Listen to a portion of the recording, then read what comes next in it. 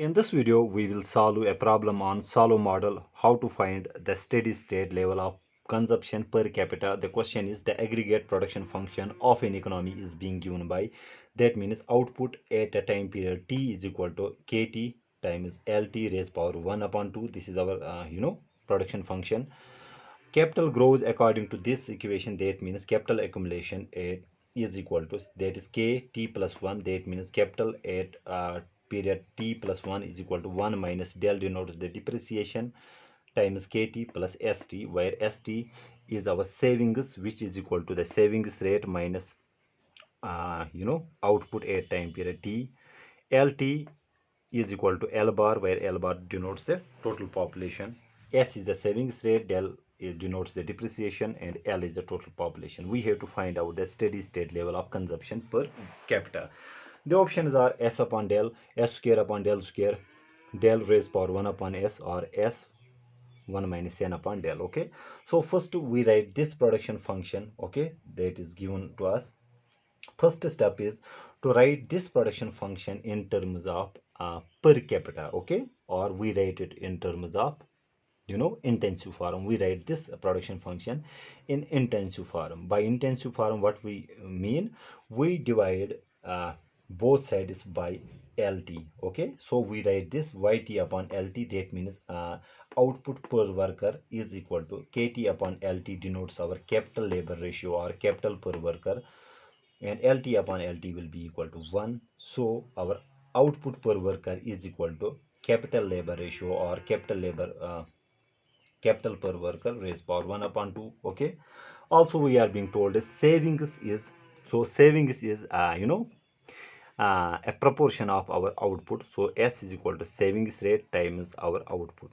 So st is equal to syt, and this is capital yt, and I have written it again in terms of you know per worker form. So in place of yt, I have written it small yt. That means our savings will be equal to savings rate times output per worker. Okay, also the capital at time period t plus 1 is being given us by this very equation. That means it is equal to 1 minus depreciation times kt plus st.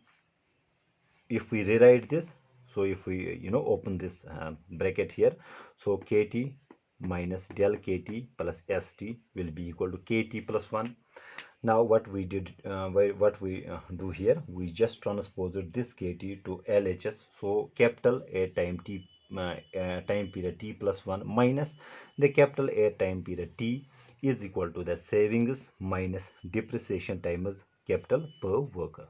And we know at steady state our change in capital stock is equal to 0. Okay, so let us try to figure out what exactly does this mean on graph. Okay, let me show it here. Let us say this is our production function. Let us say this is our yt, output per worker. Let us say we draw another, let us say this is our syt, that means savings per worker, and we have the depreciation, that is depreciation is being given us like this. So let us say this is our del k. Sorry if I am not able to draw it correctly here, because I don't have the space here. So on this axis we write the capital per worker. Here we measure the output per worker, savings per worker, and consumption per worker or investment per worker also on this axis. At steady state, we know that change in capital is equal to 0.